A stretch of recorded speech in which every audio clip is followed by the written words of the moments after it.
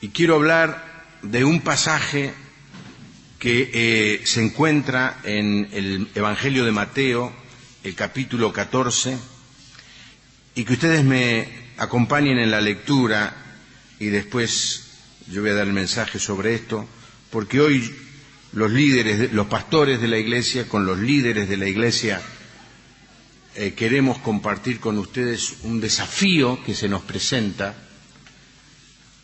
y queremos hacerlo con mucho temor, porque cada vez que la iglesia se enfrenta a un desafío, más que nunca tiene que sentirse en la congregación un espíritu de unidad, no de uniformidad, no ni siquiera de unanimidad, porque puede ser que haya alguno que piense diferente y es bienvenido, pero sí de unidad.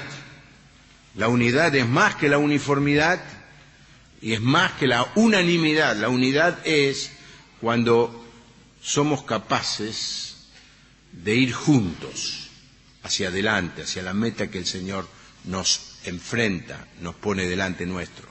Así que leemos el pasaje. Después de esto, Jesús ordenó a los discípulos: suban a la barca y vayan a la otra orilla del lago. Yo me quedaré aquí para despedir a la gente y los alcanzaré más tarde. Cuando toda la gente se había ido, Jesús subió solo a un cerro para orar. Allí estuvo orando hasta que anocheció. Mientras tanto, la barca ya se había alejado bastante de la orilla, navegaba contra el viento y las olas la golpeaban con mucha fuerza.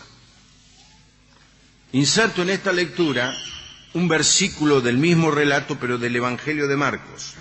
Desde allí pudo ver que los discípulos remaban, obviamente con remos, con mucha dificultad, pues navegaban contra el viento. Todavía estaba oscuro, volviendo al relato de Mateo, cuando Jesús se acercó a la barca. Iba caminando sobre el agua. Los discípulos lo vieron, pero no lo reconocieron.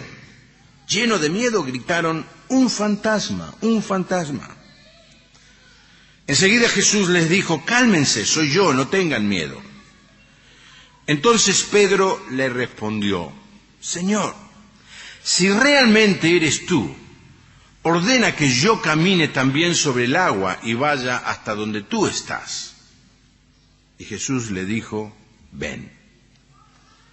De inmediato Pedro bajó de la barca, caminó sobre el agua y fue hacia Jesús.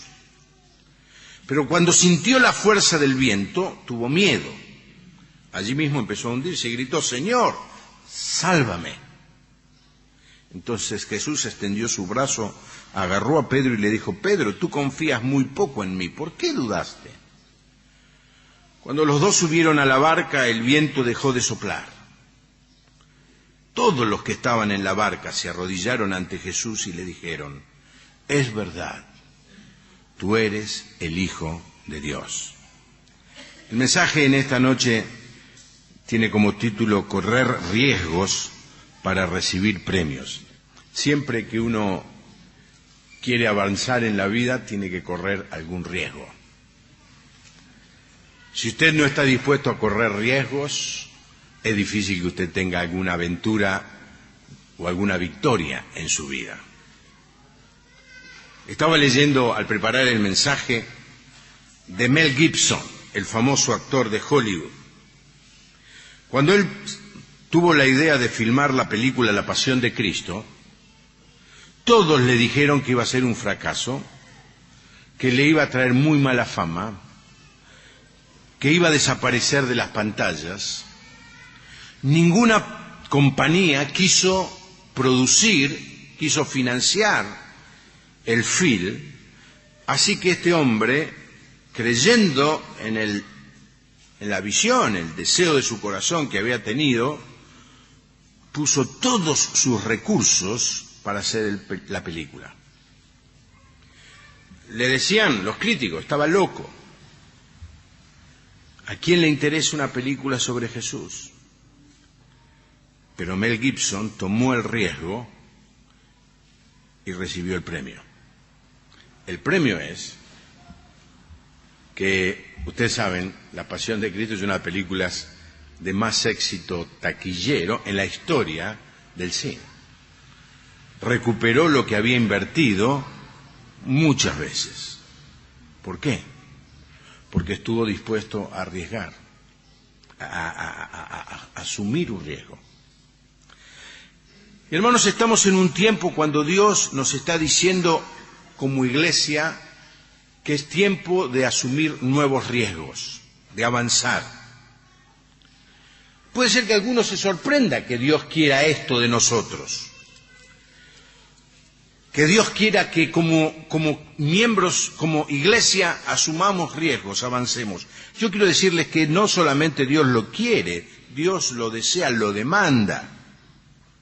Fíjense que en la parábola de los talentos, la persona a la que se le dio un solo talento y que no hizo nada con esa suma de dinero, una suma muy grande de dinero, lo escondió con temor. Tuvo la oportunidad, tuvo el privilegio de haber sido elegido. El patrón, el dueño, le dio todos los recursos como para hacer un gran negocio y multiplicar ese talento. Pero este hombre lo enterró por miedo. Y a mí lo que me sorprende es la explicación o la descripción que el Señor Jesús hace, que el patrón le dice dos palabras: siervo malo y negligente. Yo entiendo bien lo de negligente, pero malo. ¿Es malo el siervo que tiene miedo de avanzar, de arriesgarse?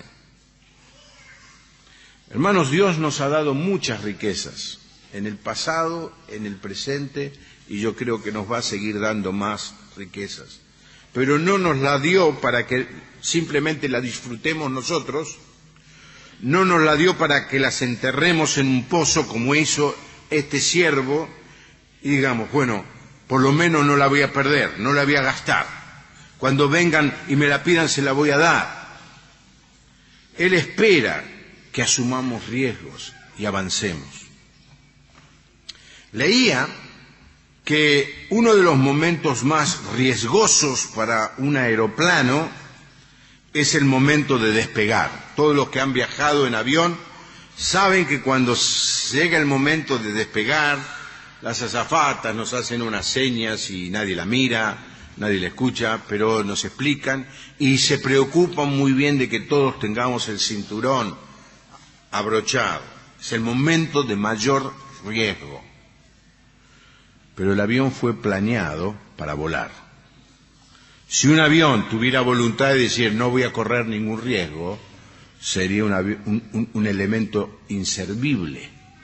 Un avión que no vuela no es un avión. Es un riesgo siempre para nosotros abandonar nuestra zona de confort, nuestra zona de seguridad, para intentar lo imposible para Dios. Pero eso es lo que somos llamados a hacer, siempre, como iglesia. Lo que hicieron ayer los hermanos fue arriesgarse, salir a la calle.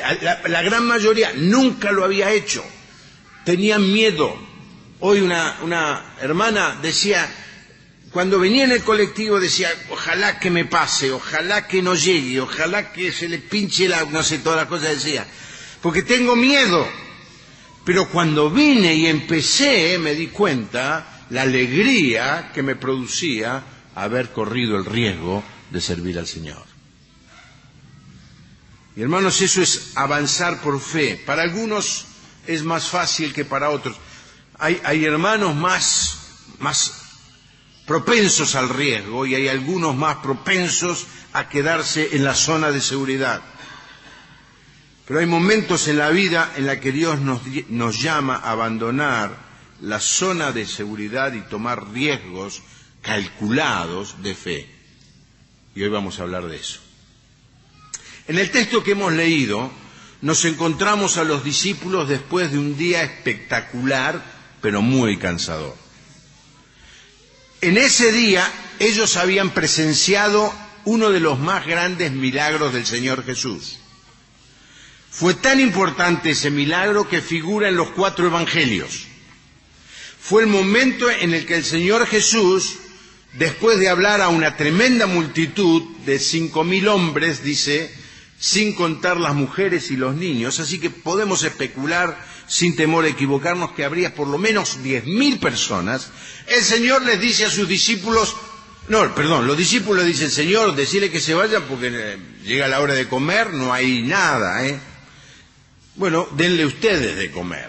Y los discípulos dijeron, nos está cargando, ¿cómo le vamos a dar de comer a 10.000? ¿De dónde vamos a sacar la plata? Si tuviéramos la plata no hay dónde comprar, no hay Carrefour, no hay Norte acá en la zona. ¿Y qué tienen? Hay un pibe, un chico que tiene 5 panes y 2 peces, tráiganlo. Y el Señor hizo el milagro de la multiplicación de los panes y los peces. Hidrato de carbono y proteínas multiplicadas. Dice que partió el pan, lo bendijo, dice un evangelio, en otro evangelio dice que dio gracias, por lo que inferimos que dar gracias es bendecir los alimentos, y bendecir los alimentos es dar gracias. Y empezó a repartir, y empezó a aparecer comida. Un milagro, un milagrazo. ¿Cuántas cestas sobraron? ¿Cuántas cestas de pan sobraron?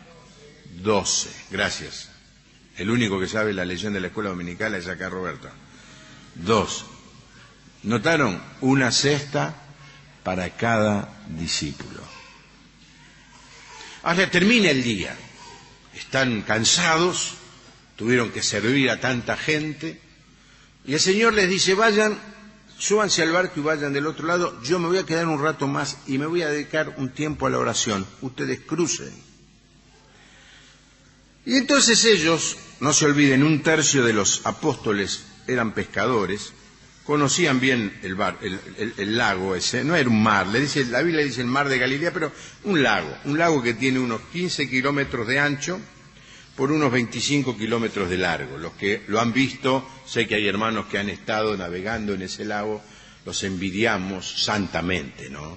Pero los envidiamos por haber podido vivir esa experiencia, Las 3 veces que me invitaron a que dirija un grupo para ir a Israel, las 3 veces empezó la guerra.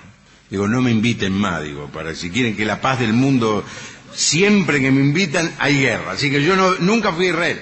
Ese es el lago. Ellos sabían, subieron al barco, empezaron a remar, y un viaje que para ellos podría durar 2 horas, 3 horas, los encuentra después de 9 o 12 horas remando en medio del lago.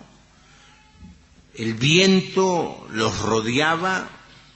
Es una zona, dicen, donde se produce un viento de remolino, y ahí estaban, querían salir del remolino, querían salir y no podían, y remaban y no podían.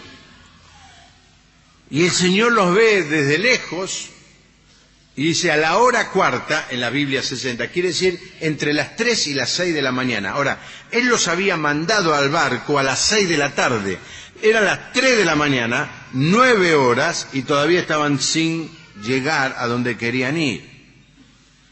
Seguramente se sentirían frustrados, amargados, tristes, enojados, irritados. Y es en ese momento que aparece el Señor Jesús. Dice el texto, todavía estaba oscuro cuando Jesús se acercó a la barca, iba caminando sobre el agua, los discípulos lo vieron, pero no lo reconocieron, llenos de miedo gritaron, un fantasma, un fantasma. Ahora imagínense, estar en medio del mar, remar y no saber cuándo vamos a terminar de remar, cansados, enojados, viento, olas, y de golpe aparece alguien caminando. Claro, todos nosotros decíamos, pero esto no leyeron los evangelios, no sabían que era el Señor Jesús, no, todavía no lo habían escrito, y no habían hecho la película de Jesús. Así que es un fantasma. Tener miedo es bueno, tener miedo nos salva de muchos errores y de muchas equivocaciones. Pero el Señor les tiene que decir, cálmense, soy yo. No tengan miedo. ¿Notaron en la Biblia cuántas veces el Señor le dice a sus discípulos, no tengan miedo? Es una frase muy común en el Señor, porque los discípulos aparentemente eran muy miedosos. Cuando uno lee la Biblia, piensa que o estaban temerosos o estaban durmiendo. Alguna de las dos estados. Los discípulos siempre estaban en una de esas dos. Pero ahora llega el momento más hermoso de la historia, y es cuando Pedro toma la decisión de ir a donde estaba el Señor Jesús. Pedro le pide al Señor de hacer algo imposible. Pedro sabía que no se puede caminar por el agua. Si alguno quiere intentarlo, no le va a ir bien. El lago ese nunca se congeló, porque capaz que alguno piensa, bueno, capaz que alguna vez que se congeló, Pedro caminó por arriba del agua. Yo la vez que quise caminar por arriba de hielo, me hundí, y eso que estaba mucho más delgado que ahora. No, el lago nunca se congeló, así que Pedro estaba pidiéndole al Señor, Señor, quiero estar cerca tuyo, quiero ir a donde vos estás, quiero caminar como vos caminás. ¿Qué se acuerda más usted de esta historia? ¿Que Pedro se hundió o que Pedro caminó? Todos van a decir que caminó, pero no, sea honesto. Todos reconocen, Pedro, qué poca fe, se hundió. Pero Pedro es para felicitarlo, es para decirle, bien, Pedro, te arriesgaste. Se animó a hacer algo que nunca había hecho antes, algo que todos sabemos que es imposible hacer. Yo siempre me pregunté, ¿por qué los otros 11 no se bajaron del barco también? Y creo que mirando un poquito esto vamos a descubrir las razones por las que muchas veces fallamos en nosotros tomar decisiones de fe en nuestras vidas. La primera razón que yo veo es que ellos tenían miedo. El viento estaba soplando, las olas rompían contra la barca, no sabían quién era ese personaje, pensaron que era un fantasma, y el mayor temor que ellos tenían era el de fracasar. Temían hundirse hasta el fondo del lago. Y la verdad es que muchos de nosotros muchas veces no tomamos decisiones de riesgo y nos quedamos donde estamos y no avanzamos por miedo a fracasar. Pero lo mejor de la vida está cuando uno es capaz de vencer el miedo y lanzarse una aventura de fe. Los que tienen miedo de fracasar nunca disfrutan de una aventura, de una victoria. Nos perdemos por no arriesgarnos en las manos de Dios y caminar por fe, nos perdemos de saber lo que Dios es capaz y quiere hacer con nosotros, por miedo. Los otros días hablaba con un joven de la iglesia que no quiero ni siquiera mirar en este momento, y yo le decía que se anime a hablarle a esa chica. Y el joven me dice, me gustaría hacerlo, pero ¿qué si me dice que no? ¿Cuántos se habrán quedado solteros en su vida por temor a que le digan que no? Y todos los que estamos casados aquí, si alguno se arrepiente de haberlo intentado, ya no es parte de este sermón, no es parte del sermón. Pero en algún momento tuvimos que tomar la decisión de, cuando yo era joven se decía tirarme un lance. ¿Cómo se dice ahora? Bueno, ahora en realidad las chicas le hablan a los muchachos, me dicen. Uno se tiene que arriesgar. Si no se arriesga, nunca va a ganar. Y eso es lo que le pasó a estos discípulos. Se quedaron arriba del barco por temor. La segunda razón por la que se quedaron arriba del barco es que ellos prefirieron la seguridad del barco a la inseguridad del agua. El barco estaba ahí navegando a la deriva prácticamente, pero ellos sabían, mejor me quedo acá, algún día la tormenta va a pasar. No voy a hacer la locura, estoy cómodo. Es más seguro. Pero Pedro vio que el premio que tenía delante valía la pena el riesgo. Hermano, el Señor te llama a hacer cosas en tu vida que significan un riesgo, siempre. Y estoy hablando de temas espirituales, también la vida alguna vez nos presenta momentos de arriesgar. Los que hacen negocios saben, un comerciante sabe, un empresario sabe. Los negocios no son 2 más 2, 4, los negocios son riesgos. A veces salen bien, a veces salen mal. Riesgos. La gente, por no arriesgar, es muy austera, pero nunca puede ser un buen negociante, un buen comerciante. Hay gente que prefiere el sueldo seguro y ser empleado a ponerse una pyme o hacer autogestión, gracias, autopropista, ¿no? ¿Por qué? ¿Y si me va mal?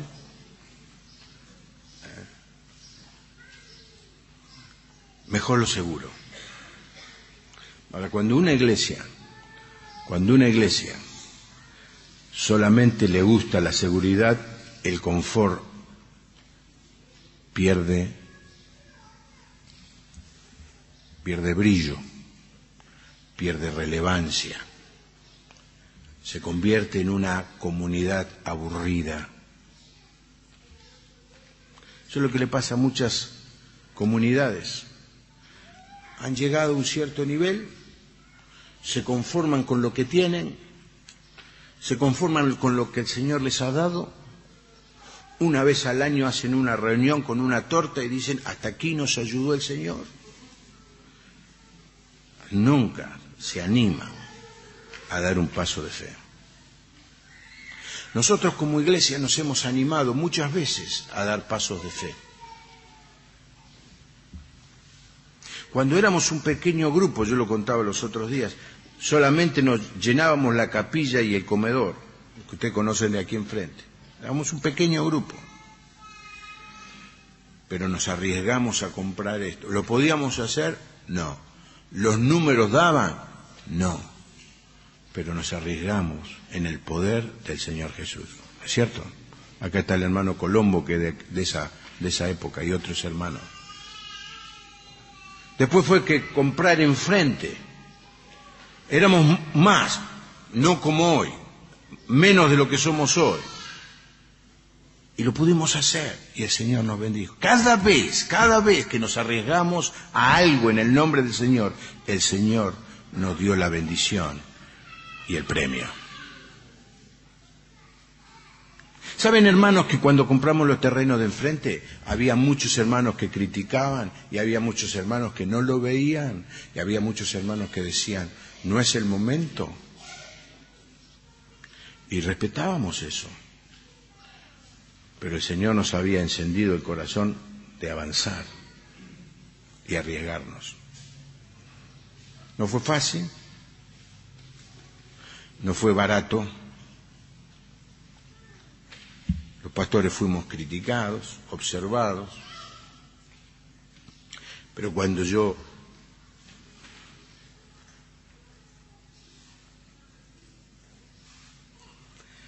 vengo cada día y veo ese lugar lleno de niños en la escuela, o el asado que hicieron los adultos ayer, o la fiesta que hicieron los de 7º grado el viernes, o el casamiento que tuvimos la semana pasada, o los jóvenes usando ese lugar, digo, gracias Señor, que nos arriesgamos a hacerlo. Ahora, miremos el caso de Pedro, que es el Señor Jesús podía caminar por el agua, pero Pedro, ¿qué es lo primero que hizo Pedro?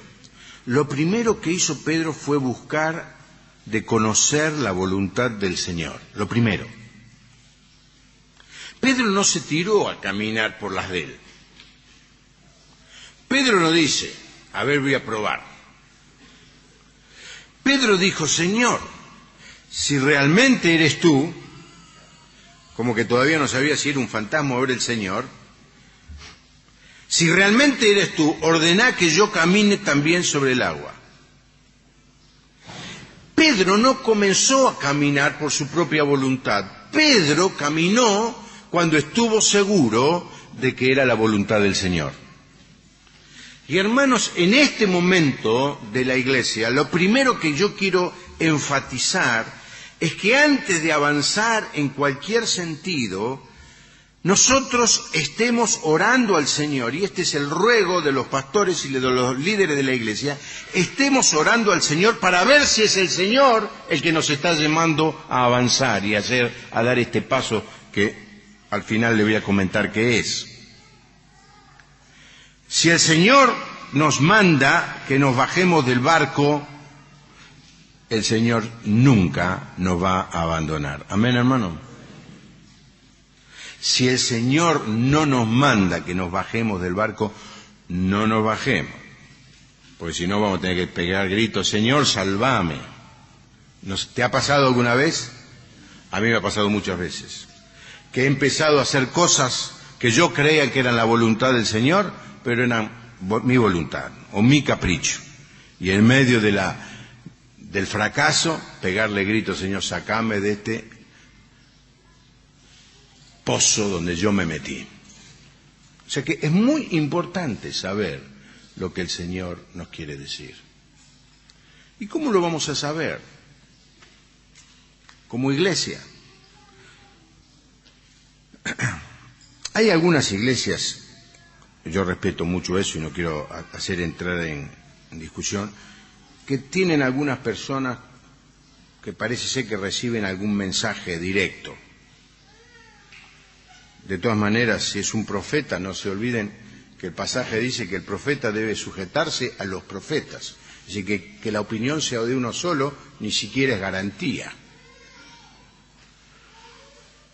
Nosotros creemos que lo mejor y la mejor manera como Dios tiene de hablarnos es a través de la respuesta que el Señor le va a dar a cada hermano de la iglesia. Es decir, no vengo aquí en esta noche como pastor a decir vamos a hacer esto, porque se nos ocurrió o porque lo vemos o porque creemos que es una idea genial. No, vengo a decirles otra cosa. Hermanos, pongámonos a orar por esto para saber si esta es la voluntad del Señor. ¿Me entiende bien, hermano? Por supuesto que nuestro deseo, nuestro sueño, nuestra visión nos empuja a la gran mayoría, a una abrumadora mayoría de los líderes de la Iglesia, nos empuja a avanzar, pero no queremos equivocarnos y entonces hemos decidido en las reuniones de líderes traer este tema a la congregación para que sea la congregación en oración, que le pida, Señor, ¿qué me decís a mí? ¿Qué palabra me das que yo pueda compartir con los pastores de la Iglesia? ¿Es tu voluntad, Señor, o no? Revélate, háblame. El Señor habla a través de la persona más simple, a través de la persona menos preparada, a través de la persona que uno menos espera. Quizá el Señor le ponga su palabra a alguno de ustedes. Y ustedes van a tener la responsabilidad de compartirla con nosotros. Pedro consultó al Señor. Le dijo, Señor, llámame, ordená. Y esto es lo primero que tenemos que hacer antes de hacer cualquier cosa. ya sea que tenga que ver con la iglesia, ya sea que tenga que ver con tu vida personal, ya sea que estés iniciando una relación sentimental o te estés poniendo de socio con alguien o estés eligiendo una carrera para estudiar, antes de hacer algo, antes de arriesgarte a avanzar, orá al Señor. Señor, sos vos, ¿no? Mandá, abrí la puerta, que yo pueda ver tu poder. La segunda cosa, que Pedro no quería hacer esto solo, no quería caminar por el lago para después salir en la película. Él quería ir a donde estaba el Señor. Dice, te ruego, ordena que yo camine también sobre el agua y vaya hasta donde tú estás. Y hermanos, es tan importante esto. No vamos a hacer la voluntad de un hombre o de un grupo de hombres, vamos a hacer la voluntad de Dios. ¿Por qué? Porque queremos estar donde el Señor está. Queremos estar en el plan que Dios tiene. Queremos estar haciendo su voluntad. Queremos estar trabajando para que Él lleve toda la gloria. Y Él dice que si lo hacemos, Él siempre va a estar con nosotros. Amén. Y para terminar, lo último que podemos ver de todo esto es que Pedro supo que el premio justificaba el riesgo. ¿Cómo me voy a perder? ¿Cómo me voy a perder de caminar por arriba del agua con el Señor Jesús? No, esto no me lo pierdo.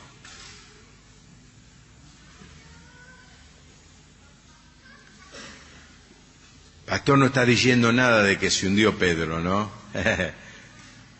Sí, se hundió. Y después volvió caminando con el Señor y se subió al barco.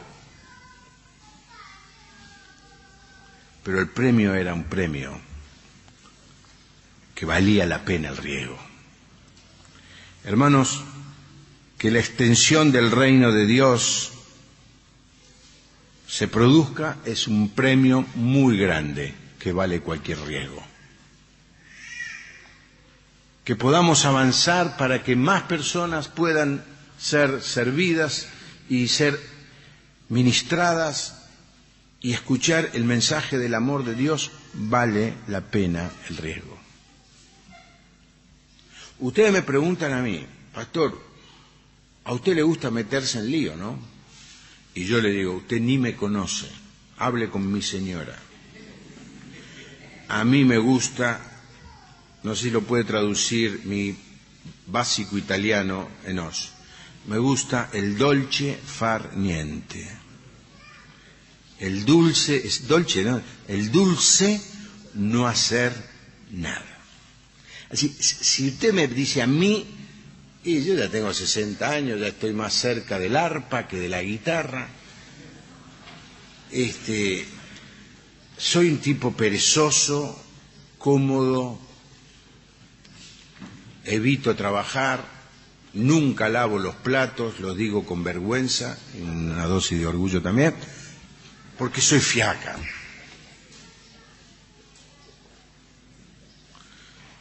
Pero el Señor nos presenta desafíos delante nuestro que le encienden a uno el corazón. Esta no me la quiero perder. No quiero, por comodidad, por negligencia, por temor, perderme la oportunidad de avanzar en el reino de Dios. Una iglesia sin visión, ¿qué dice el texto? Un pueblo sin visión perece. Hermanos, Dios nos ha dado un año glorioso, lo celebrábamos el domingo pasado. Hemos avanzado en muchos ministerios. Hemos sido reconocidos en la ciudad por el trabajo que hacemos. La escuela ha avanzado y consolidado su tarea, prácticamente no hay vacantes.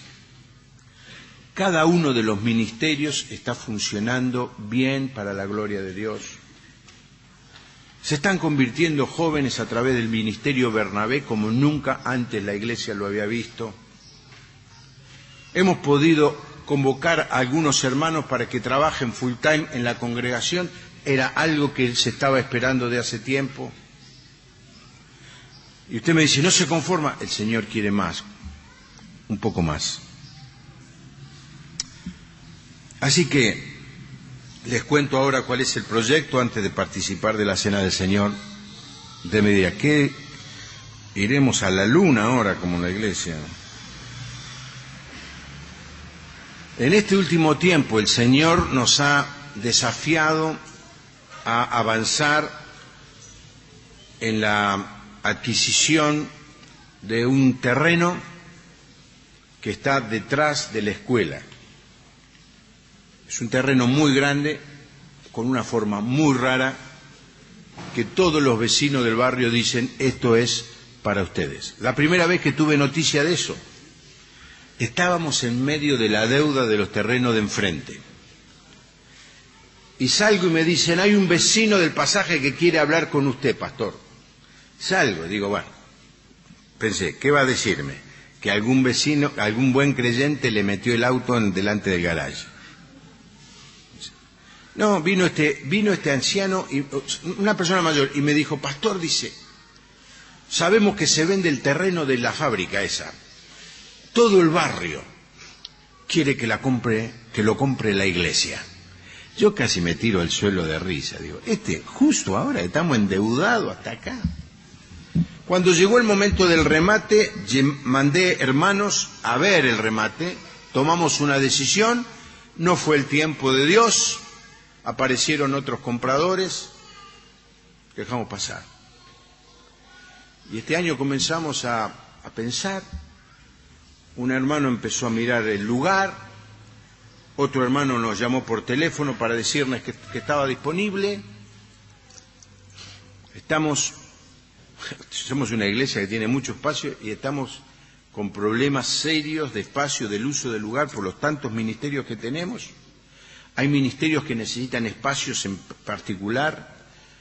El caso del ministerio Bernabé, que desde hace un tiempo está el ministerio orando y nosotros los líderes estamos orando para que el Señor le dé un lugar donde puedan desarrollar mejor el ministerio Bernabé.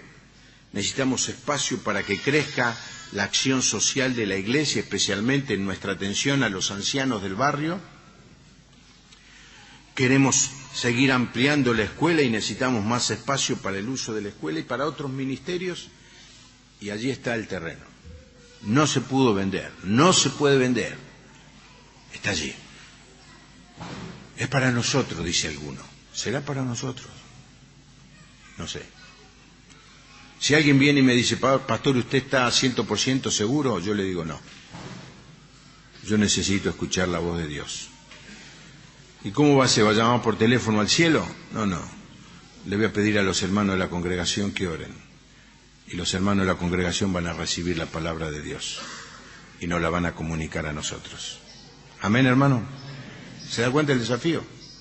Si usted vino a esta iglesia pensando que esta era una iglesia cómoda, porque alguna vez vino alguien y me dice, esta iglesia me encanta. Dice, venís, está todo hecho, no te piden que hagas nada. Una vez Caldiero mandaba a los chicos a la escuela y después lo mandaba el super sábado. Y lo escucho decir por radio, yo lo mando a una escuela sensacional, lo llevo a la tarde el sábado y después lo voy a buscar a las 5, a las 6, a las 7, me lo cuidan hasta cualquier hora. Me imagino la alegría de los maestros esperando al padre que venga a buscar a su hijo. No. Si vos crees que esta es una iglesia cómoda, te despedimos con todo gusto esta misma noche. No, esta es una iglesia de permanentes desafíos. Y el Señor nos está desafiando con eso. ¿Querés orar por eso en esta semana? ¿Querés orar? ¿Podés orar? Necesitamos que ores. Señor, una equivocación de esta magnitud es un costo muy grande, es una inversión muy fuerte, puede afectar. Si no es tu voluntad, puede afectar negativamente la iglesia, la vida de la iglesia. No permitas que se cometa ese error. Pero si es tu voluntad, Señor, gracias, porque nos vas a dar los recursos. No quiero hablarle de plata en esta noche, hermano. No es si tenemos plata para comprarlo o no, ese no es el tema. Si es la voluntad de Dios, la plata está. porque el Señor dijo, mío es la plata y mío es el oro. No le vamos a poner la mano en el bolsillo a ningún hermano, solamente le decimos, ore al Señor, que el Señor nos hable a través de cada hermano. Hoy conté una historia, porque quiero enfatizar el valor de las personas simples de la congregación, de las que jamás podrían tener un sermón o ser líderes de una actividad. El otro día estuve en un desayuno con el Topo Castro, que me invitó él, en el Alvear Hotel. Él siempre me invita a Alvear o Sheraton, eso es el nombre. Y yo estaba sentado en una mesa y dio el testimonio Amelita Baltar. Y yo estaba al lado de ella en la mesa. Estaba con unos nervios. Amelita Baltar va a contar el testimonio. Y un testimonio extraordinario del poder de Dios cambiando su vida. Yo no sabía cuál era el testimonio. Y me dice, ¿cómo fue que conocí al Señor? Empecé a practicar canto, dice, con una amiga mía que se llamaba Estela Crisi, del grupo Las Voces Blancas, nuestra amiga, ¿no?, que ha venido a cantar aquí. Estela Crisi. Sí, ella me habló del Señor y me convirtió. Ver, yo conozco el testimonio de Estela Crisi. El testimonio de Estela Crisi es así. Ella era una persona de un carácter muy difícil, famosa en la farándula porque era insoportable, depresiva, enojada, irritable. Le había ido mal en matrimonio, le iba mal en la vida. La mujer que trabajaba para ella en la casa, la mujer que le lavaba la casa y le lavaba los platos, le dijo, Estela, dice, usted necesita escuchar algo para aceptar al Señor. Usted necesita al Señor Jesús como su Salvador. Y la persona humilde de una iglesia, la iglesia del pastor Pasuelo allí en Once, sin mucha preparación, recibió palabra de Dios que le dio a Estela Crisis, y Estela Crisis se convirtió en parte de su familia, se convirtió ahora por su testimonio a Amelita Baltar y otros. Porque Dios se mata de risa de los sabios y de los poderosos. Dios utiliza a lo humilde. Hermano, vos que pensás, yo no tengo nada que dar, Dios quiere que ores en esta semana y digas, Señor, yo soy parte de esta iglesia. Yo quiero saber si esta es tu voluntad. Quiero que me des certeza en el corazón, porque quiero decirle a mis hermanos cuál es tu voluntad. Y hermanos, si es la voluntad de Dios, que avancemos. Después vamos a hablar de dinero, pero no es el tema. Lo más importante es que todos estemos seguros de que es la voluntad de Dios. ¿Me entiende, hermano, bien? ¿Quién fue el que más arriesgó? ¿Quién fue el que abandonó su zona de seguridad y de confort y arriesgó su vida para darnos el perdón de nuestros pecados? ¿Quién fue? El Señor Jesús. ¿Quién fue el que fue capaz de arriesgar la vida de su hijo? Y como dice de un libro que leí, por 9 meses, dice, los ángeles deberían estar de reunión en oración, en reunión en oración, 9 meses, que lo más importante del universo habitaba en el precario cuerpo de una jovencita de Judea. Dios arriesgó todo para darnos a su Hijo. Y Dios arriesgó toda su vida para tener el poder de perdonar nuestros pecados. Dice el texto así, Isaías 53, que en un momento dado vio la aflicción de su alma, como que miró para atrás y dice, lo que me costó arriesgarme a hacer eso. Pero ¿cómo termina el texto? Y quedó satisfecho. Hermano, quien se arriesga en el nombre del Señor siempre está satisfecho. Y el más grande de los satisfechos, la persona más contenta al verte a vos alabando su nombre y participando de la cena del Señor, es el Señor Jesús, que fue quien se arriesgó por vos. Partimos el pan. Señor, en esta hora, obedeciendo tu palabra, partimos el pan en obediencia a tu mandato. Señor, el riesgo que nosotros podemos tomar en nuestra vida es nada comparado al riesgo que vos tomaste al entregar tu vida por nosotros. Pongamos nuestra mente en el Señor Jesús ahora. El mandamiento no es comer el pan, el mandamiento es recordar al Señor Jesús. El pan es un elemento que nos ayuda. Señor Jesús, en esta hora te recordamos en la cruz muriendo por nosotros, arriesgando tu vida por nosotros. Y en obediencia a tu orden, partimos el pan con alegría y gratitud. En el nombre del Señor Jesús. Amén. Amén.